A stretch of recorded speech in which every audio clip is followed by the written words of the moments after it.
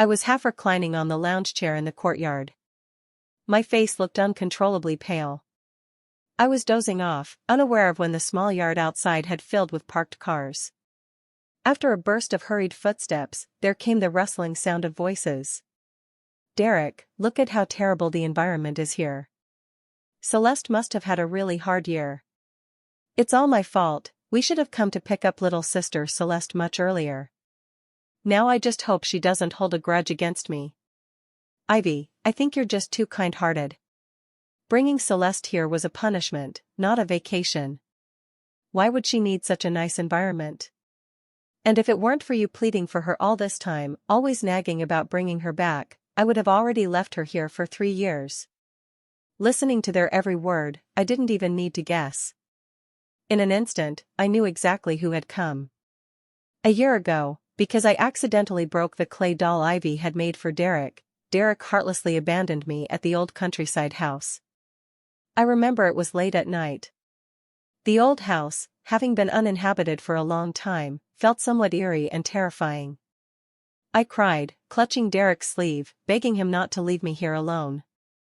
But because of a single sentence from Ivy, he coldly shook off my hand, his eyes full of disdain. "Celeste, this is your punishment. If you don't learn your lesson the hard way, you'll never realize your mistakes." That night, I curled up in the dark old house, enduring the hardest night. Ivy's words kept echoing in my mind. "Derek, that little clay doll was something I made with great care. So, I, the fiancé who had been engaged to him for nearly 7 years, was worth less in his eyes than a clay doll Ivy casually molded." Once again, memories from a year ago surged up. A vast unwillingness roared relentlessly within my heart. Before long, the sunlight in front of me was obscured by a shadow. Derek's cold, merciless voice echoed in my ears once more. "Celeste, it's time to get up. Considering how well you've done this past year, I'm here to take you home." I slowly opened my eyes. Frowning, I stared at Derek for a long time, questioning him. "Home? What home? And who is this gentleman beside you?" Derek furrowed his brows, looking at me deeply. A flicker of nervousness passed through his eyes, and his voice instinctively rose a few tones. "Celeste, what nonsense are you talking? I'm Derek, your fiancé." I sneered twice. "You're my fiancé, so why did you leave me in this rural little town?" Derek was immediately at a loss for words. In the end, with a dark face and an impatient tone, he said, "Celeste, don't play dumb with me. I'm here to take you home now." Hearing him say he was taking me home again, a wave of sorrow welled up uncontrollably in my heart. So he still remembered he was my fiancé. Yet he had abandoned me in this old house in the mountain village for a whole year without a word. Spending every day mingling with Ivy, to the point that anyone who didn't know would think they were the real couple. I had quarreled and fought with him over this before. But Derek still did whatever he pleased, ignoring all my feelings.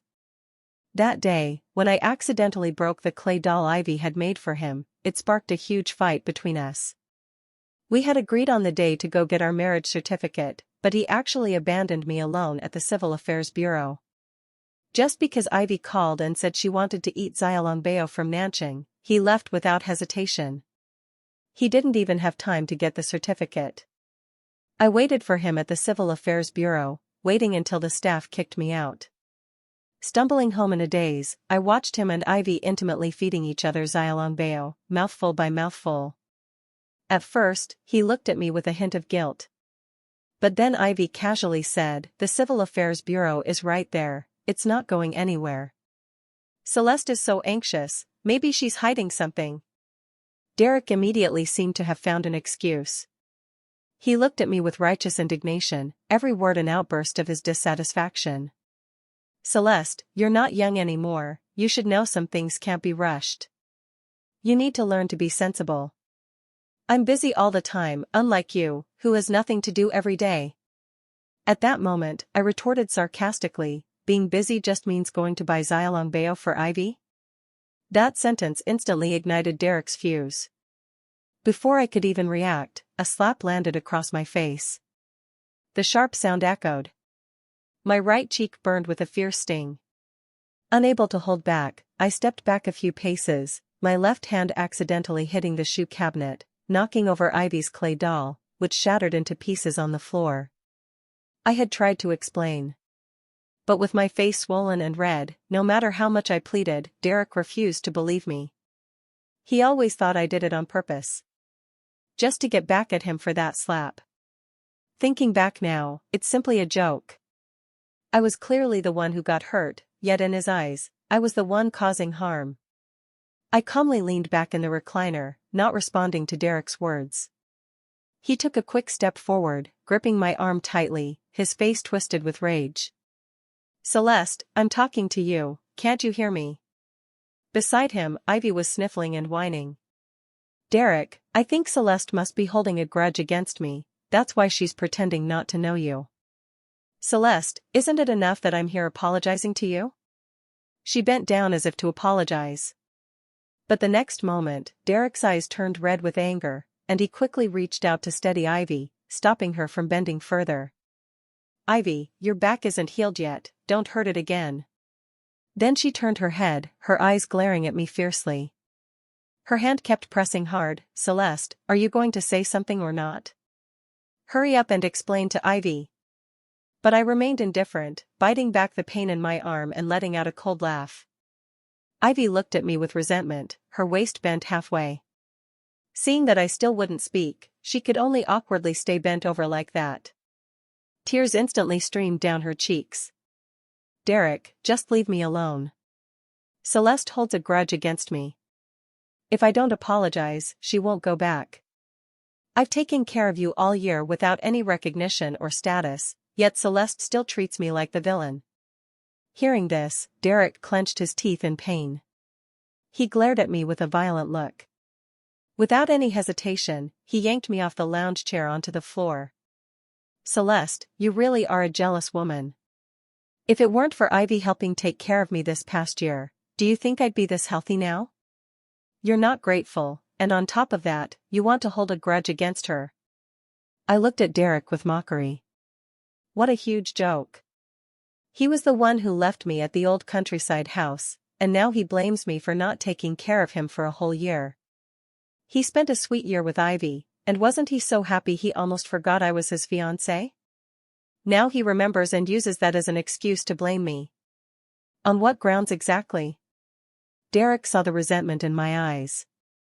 He looked at me, furious and embarrassed, his gaze flickering away.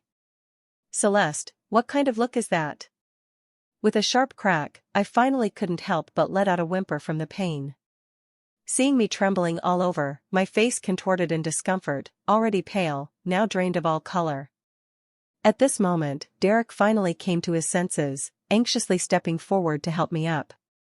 "Celeste, what's wrong?" I never expected you to become so weak." Hearing his feigned concern, I didn't feel sadness for a moment, instead, a faint sense of absurdity washed over me. All of this was caused by his own hands, so what was this act of deep affection now? Derek tried to lift me up. "Celeste, hold on, I'll take you home right away and have a doctor check you out." But I suddenly shook off his hand, mustering all my strength to slowly stand up from the ground. Leaning against the chair behind me, I fought back the tears that had long filled my eyes and spoke with a resigned heart. "No, I'm not going back with you. This is my home. Now please leave immediately, or I'll call the police." Derek froze for a moment at the cold expression on my face, unusually flustered. Just as he frowned, about to speak, Ivy stepped in ahead of him. She looked at me with tear-streaked cheeks, her eyes full of sorrow. In a corner where only the two of us could see, a cruel smile spread across her face. "Celeste, I think you're just pretending to be this weak. Didn't you push Derek away with quite some strength just now?" As she spoke, she repeated her old trick. Clinging to Derek's arm, she put on a pitiful look. "I think Celeste is just unhappy with me and wants to deliberately make things difficult. But it's okay. If this back injury flares up again, you'll have to help me bathe and wipe down every day." Hearing those words, and seeing Ivy's shy face, even though I knew she was deliberately provoking me, it still stirred every emotion deep inside me. Derek hurriedly wrapped his arms around her indulgently, his hands gently supporting her waist. Don't push yourself. If your back injury flares up again, you'll have to stay in bed and rest. At that moment, the fierce look he had when facing me was nowhere to be seen. His eyes were filled entirely with tender affection for Ivy. Seeing this, I couldn't help but laugh out loud.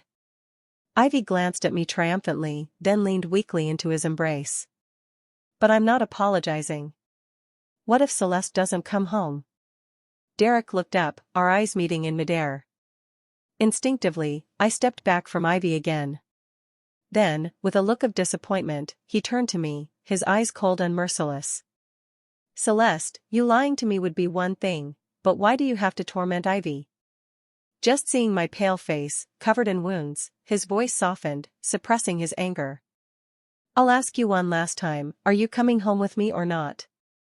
Looking at Derek, I was already holding back my fury to the extreme. Suddenly, I spread my hands and smiled at him.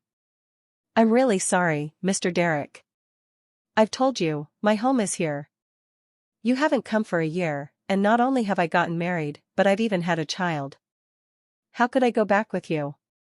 Do you really expect me to abandon my husband and child just because of you? After speaking, I suddenly remembered that my husband and son would be back soon. So I turned and went inside to prepare the milk powder. Derek's eyes were already red without me noticing. Ignoring Ivy's calls behind him, he followed me straight into the house. Frustrated, he grabbed my hand roughly, threw me onto the sofa, and the anger on his face finally erupted uncontrollably. Celeste, how long do you plan to keep playing me like this? And you talk about marriage and having children? Even if you're just messing around, there has to be a limit. Do you believe I'll really leave you here and never care about you again? I didn't say a word. Derek's face showed a flicker of unease, he wanted to step forward but stopped himself. After a long silence, carefully choosing his words, he finally spoke again.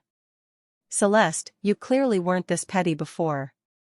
Why have you become like this now?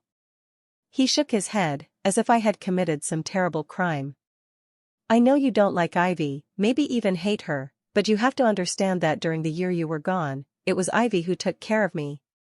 You don't need to hold any grudges against Ivy. She and I are just simple friends. You're my fiancé, and we're the ones who are supposed to get married in the end. So Derek had always known I didn't like Ivy.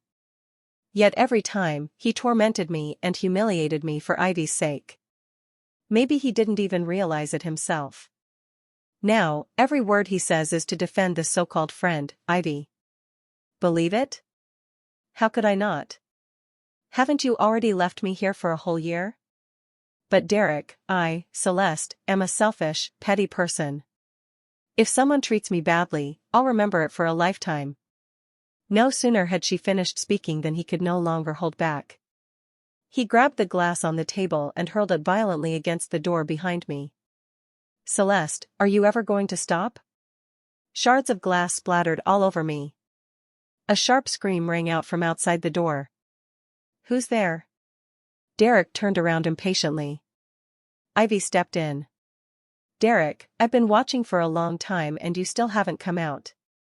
I was afraid something had happened to you. His tightly furrowed brows instantly relaxed. But the air in the room seemed to freeze, suddenly falling into complete silence. After a while, Ivy looked at me with a resentful glance, head bowed, and said dejectedly, Derek, I'm going back first. Since Celeste can't stand me, I'll pack my things and leave when I get home. Finally, Derek's long-suppressed temper erupted like a volcano. Ignoring my weak state, he fiercely grabbed my arm and dragged me outside. I swung my hand and slapped him across the face. Derek froze instantly, staring at me in disbelief. Celeste, you actually hit me? From childhood to now, in his eyes, I have always been someone who cared for him deeply. But this time, unable to hold back my anger, I slapped him again. Derek, are you awake yet? I told you, I'm already married and have a child. My home is here, so please don't come and disturb my life. Hearing this, Derek sneered. How many times are you going to keep repeating that lie? Married with a child? Besides me, who else would marry you and have children with you? At that moment, the sounds of my husband and child cooing came from outside the door. Honey, I'm home. I saw Alex push open the door holding the child. Derek's face showed a mix of terror and panic, his trembling thin lips asking me, Celeste, who are all these people? Why do they call you their wife? I ignored Derek and stepped forward to take the child from Alex's arms. The moment I held the child, the pain in my body seemed to vanish. Yet, Alex still noticed the scars all over me. His face immediately darkened, and with a cold, harsh tone he asked, Wife, why are so many people in the house? And are these wounds on you all caused by them? As he spoke, Alex's icy gaze shifted toward Ivy and Derek. It was the first time I had ever seen his face so cold and unforgiving. I met Alex on a night a year ago. It was the day after Derek had left me at the old house. I tried to walk back to town but accidentally got lost in the mountains. Then a heavy rain started. I slipped and tumbled down the mountain, hitting a tree and losing consciousness. When I woke up, I was lying inside a small tent. Alex was sitting in one corner, curled up, with the blanket completely covering me. He was the one who saved me. He said he happened to be camping and exploring in the mountains and didn't expect to find me unconscious under a tree, so he rescued me. Later, I invited him back to the old house. Having someone with me eased my fears, and I settled in there peacefully. Alex seemed to come to this mountain area often for adventures. Every time he came, I would let him stay at the old house. Over time, through these visits, a special bond grew between us. I no longer thought about leaving. As for my feelings for Derek, I learned to let go. After 2 months of being together, during a hike to watch the sunrise with Alex, he proposed to me. I thought it over for a long time, but in the end, I agreed. There was no grand wedding, and not many people knew. But I knew Alex truly loved me. Feeling his concerned gaze sweeping over me repeatedly, it finally lingered for a long moment on the bright red wound on my back. I smiled at him. All right, there are others around, we'll talk about this later. But when I brushed it off, Derek, unwilling to let it go, rushed forward. His eyes red, veins bulging on his forehead, he grabbed my hands and demanded, Celeste, tell me, who is he? And whose child is this, really? I had just furrowed my brows when Alex suddenly pushed Derek away. He wasn't stupid, having heard my story, he naturally guessed who Derek was. Seeing the injuries all over me, he looked at him coldly, his tone unfriendly. Mr. Derek, right? I'm Celeste's husband, and this is our child. I wonder if you're clear on that now. Hearing Alex say this, Derek was naturally unable to accept it. His face twisted into a grimace, eyes wide with fury. Impossible. Celeste is my fiancée. The only person she loves is me. How could she marry you? But Alex's simple words left Derek stunned in place. If you know Celeste loves you so much, then how did you treat her? How could he do that to her? Derek seemed completely dazed. He kept recalling how he had constantly looked down on me for Ivy's sake. He even threw me out to this remote, run-down old house just because of a clay doll. His mind seemed to have taken a heavy blow. Gritting his teeth, his eyes bloodshot. This is between Celeste and me, what's it got to do with you? Whatever happens between us, I'll give Celeste an explanation myself. Alex sneered, then suddenly wrapped his arm around my waist. Now that I'm Celeste's husband, her matters are my matters. I wasn't around before, but today, I won't let you get away with what you've done to Celeste. Alex's hand kept wandering mischievously over my waist, making me a little ticklish. I let out a soft hum and shot him a playful glare. This scene instantly provoked Derek. His chest heaved up and down as he glared at me in fury. At that moment, Ivy appeared from behind and grabbed Derek, her eyes sparkling with excitement that she couldn't hide. Derek, since Celeste has already married and had children, we shouldn't disturb her life anymore. Unfortunately, it was better left unsaid. The moment those words were spoken, Derek went wild like a raging bull, shaking off Ivy's hand and charging straight at Alex, throwing a punch at him. I was pushed aside and stood not far away. The two of them started wrestling. Ivy anxiously tried to intervene, but couldn't stop them. So she could only ask me to try to calm them down. Celeste, why don't you hurry and break them up? What if someone gets hurt by accident? I said nothing. Calmly holding the child, I looked down and played with him. Derek, who sits in the office all day, could hardly be the kind to often climb up and challenge Alex. In just a few moves, he was knocked down to the ground by Alex. It wasn't until I saw Derek trembling and unable to stand steadily that I casually spoke up.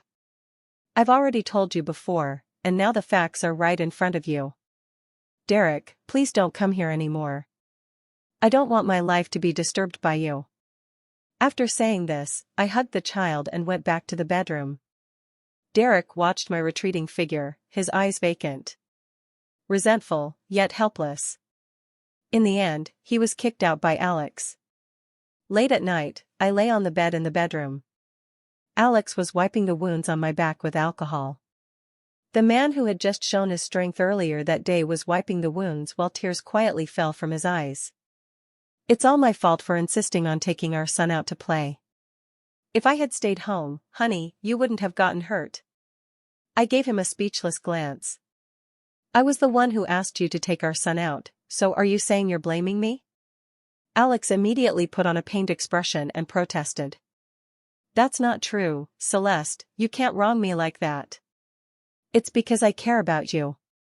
Your previous injury hadn't healed yet, and now because of that Derek, you're hurt all over again.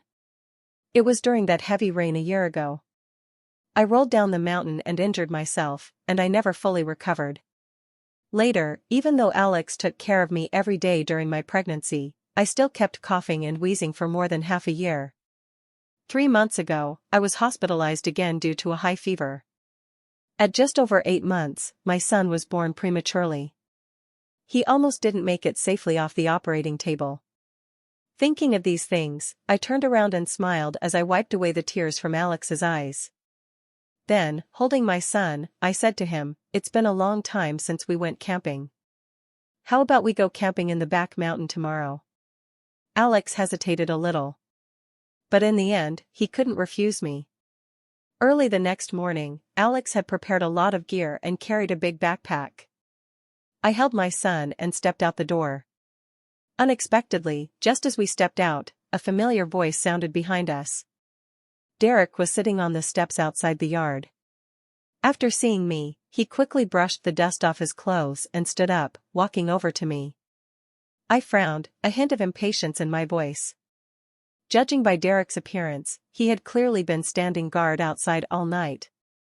His hair was tousled by the wind, and the corners of his eyes were still bloodshot. His coat was damp with dew, soaked more than halfway through. I already made myself clear yesterday. I don't understand why you're still looking for me. Derek gave a bitter smile and shook his head. His eyes looked at me with deep affection. Celeste, we have a betrothal between us. No matter what happens, we should discuss things properly. You don't need to do something like this with an outsider just to upset me. He paused for a moment before continuing. But I admit, you did make me angry. Celeste, come home with me. From now on, I promise I'll treat you well. Hearing this, I couldn't help but sneer, teasing him. Getting mad over something like this? Derek, do you really think the whole world has to revolve around you? Do you honestly believe no one else would want to marry me besides you? Just one sentence made Derek's face turn extremely ugly. He opened his mouth but couldn't utter a single word. Since he had already leaned in close, I didn't let him off. I have a husband and a child now, so what do I need you for? To make me angry every day? Or to force me to watch you and Ivy being all ambiguous and cozy every single day? Derek pressed his lips tightly, his face pale as death. He looked at me in disbelief, his eyes instantly reddening. Celeste, believe me, Ivy and I are really just ordinary friends. And, I thought it through all night and finally understood. Even if you have a child, it doesn't matter. I will treat the child as if they were my own. If you still don't believe me, I'll go to the hospital and get a vasectomy. From then on, we'll treat this child as our one and only treasure. For a moment, I stared at Derek as if he were insane. I never expected him to say something so crazy. But the next second, Alex suddenly pushed him away. My son has his real father. He doesn't need a second one. And don't keep thinking about my wife, be careful, or I might just have my eye on you, and you'll be bedridden for half a month. Watching Alex fiercely protect his wife, I smiled quietly. Derek's face turned ashen, and he stood there stiffly. Alex and I ignored him and turned to head to the back mountain for camping. Arriving at the back mountain, the son in my arms seemed to sense that we were going on an outing and kept babbling nonstop. Soon, the sky grew dim. Alex had also found a campsite and set up the tent. At night, a light rain began to fall sparsely from the sky. Alex and I were sound asleep in the tent when suddenly shouting came from outside. Before long, the voices grew clearer. Without even needing to identify them, I knew Derek had come looking for us. I told Alex to stay in the tent with the child, then grabbed an umbrella and went out. Derek, can you stop bothering me? I've already hidden away in the mountains, and you still won't leave me alone? He was wearing a raincoat, holding a flashlight in his hand. When he saw me, an uncontrollable look of joy spread across his face. But after hearing my words, he muttered for a long time without saying a single word. Finally, he slumped his shoulders and said pitifully, "Celeste, I'm just afraid something might happen to you. It's really unsafe in the mountains at night. And the rain is getting heavier and heavier. There are often mudslides and landslides in the mountains, it's very dangerous. Can we go back?" For a moment, I didn't know how to describe the feeling deep inside me. The kind of concern I never even imagined before was now absurdly appearing. Derek, now you suddenly know how to care about me? But what about a year ago? A year ago, when I was crying and begging, holding onto your hand, unwilling to let go, begging you to take me away from here, what did you say? Hearing my accusation, the fear in Derek's eyes slowly spread. A startling clap of thunder lit up his pale, bloodless face. He didn't dare answer, so I spoke for him. You didn't hesitate to break free from my hand and said I deserved it. Because of a clay doll, you just left me alone in the old house for a whole year, ignoring me completely. Now you say you care about me? You should be worried about whether I'm dead or alive. I questioned him hysterically, unleashing all the grievances I had bottled up inside over the past year. After a long while, I closed my eyes and took a deep breath. When I opened them again, the look I gave him was completely devoid of any emotion. Now I have my own family, a husband who cares for me, and children to keep me company. I'm no longer afraid of the dark. Derek, you will never be important to me again. That last sentence was like a knife, piercing deeply into his heart. His pupils suddenly contracted sharply, and the flashlight in his hand fell to the ground, powerless. He cried out with a heart-wrenching roar. Impossible, Celeste, we've been childhood sweethearts. In your heart, I've always been the most important person. I know you must still be angry. Angry that I didn't come to see you all year, and that I'm too close to Ivy, right? As soon as I get back, I'll kick her out, okay? At that, Derek rushed forward, trying to grasp my hand. But when I dodged, he seemed to shatter completely, the light in his eyes dimming as if fading away. I hadn't said a word yet. Out of nowhere, Ivy appeared, tearful and clinging to Derek. She looked anxious and flustered as she said, "Derek, how can you do this? You've already seen my body, and you still want to drive me away?" Hearing this, Derek's face flushed red with anger. Furious and humiliated, he slapped Ivy down to the ground. Pointing at her, he cursed harshly, "What nonsense are you spouting? I have a fiancé. Can you at least have some sense of boundaries as a woman? I've already told you, you're nothing more than a nanny replacing Celeste to take care of me. You, a mere nanny, actually dare to dream of marrying me?" Being scolded like this by Derek, Ivy's expression flickered wildly, her emotions fluctuating intensely, her chest rising and falling. Finally, she laughed maniacally, pointing at Derek. "Boundaries? Derek, your idea of boundaries is bathing me and wiping me down? And now you're pretending to be a gentleman, talking to me about boundaries? Do you even deserve that? Have you forgotten how, a year ago, you tormented Celeste because of me? Now you see Celeste getting married, and suddenly you regret it? Pointed at and cursed by Ivy, Derek's face shifted from pale to flushed. He could never have imagined that the usually gentle Ivy had such a wild side. Derek, snap out of it.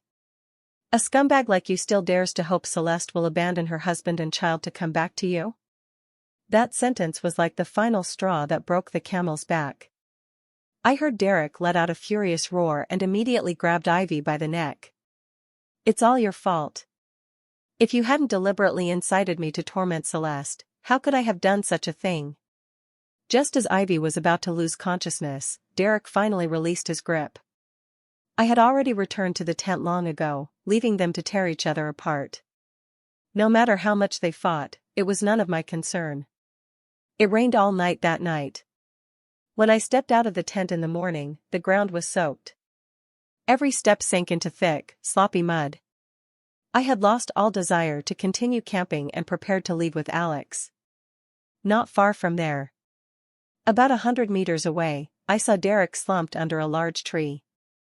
He was soaked through, weakly leaning against the trunk, clearly having been rained on all night. He looked at me pitifully, trying to win my sympathy. But I just gave him a cold glance. I frowned slightly, took Alex's hand, and walked toward the mountain's edge. No extra expression, no unnecessary words. Not long after I left, faint, broken sobs came from behind me, filled with sorrow. But I didn't even look back. I kept walking until I disappeared from Derek's sight. After that day, it seemed Derek truly gave up. Knowing I wouldn't forgive him, he never appeared around the old house again to disturb my life. Just as life was settling into a steady rhythm, about a week later, Derek's parents suddenly came to the old house to find me. Celeste, considering the long-standing friendship between our families, please try to persuade Derek to undergo the surgery. We know Derek has wronged you, but we hope you can do this for the sake of us old folks and see him. It was through their explanation that I learned Derek had fallen seriously ill after getting caught in the rain that day. He refused the surgery and spent his days lying in bed in a daze, even falling into the habit of heavy drinking. Unable to resist his parents' pleas, I decided to go. When I saw Derek again, he was nothing but skin and bones. So weak he couldn't even sit up, barely able to lean against the hospital bed. The moment I appeared, his eyes seemed to light up. But the glow quickly faded. Celeste, why are you here? He raised his hand, trying to cover his face. I must look awful like this, right? You used to say I was the most handsome, but now I don't even dare to face you. I gave him a cold glance. Though it was pitiful, I felt nothing inside. If it weren't for the fact that my uncle and aunt had treated me well before, I wouldn't have shown up here today at all. Like completing a task, I spoke bluntly. Your parents found me and asked me to come. Derek, even if you're dead now, don't think I'll shed a single tear for you. You've already let me down. If you want to let down more people, then just keep waiting to die. After saying this last sentence, I turned and walked away. Seeing Alex holding the child outside the hospital waiting for me, all the anger I had just felt instantly calmed. Looking at the child's little face, slightly red from the sun, I couldn't help but feel a pang of worry. How could you take the child out in the sun like this? Aren't you afraid of sunburn? Alex handed the child into my arms and then smiled. The hospital said that more sun is good for health. With our child's skin, there's no way it would get sunburned so easily. We left, playfully teasing each other. Behind me, a burning gaze fixed on my back, lingering for a long time. I had always known about it, but never paid it any mind. Later, Alex held a grand wedding ceremony for me. Our 3-year-old son attended as the ring bearer. The moment he handed me the red ring box, I felt an overwhelming sense of fulfillment. The happiness I once longed for was right in my hands. In the corner of the banquet sat a frail man. He stared blankly at my figure, his face showing an expression that was half tearful, half smiling. Not long after, he left after presenting a lavish gift. Since that day, Derek disappeared from my life. I heard he went abroad, busy all day handling company affairs. As for me, I was busy raising my son. One must never be a man who betrays true feelings.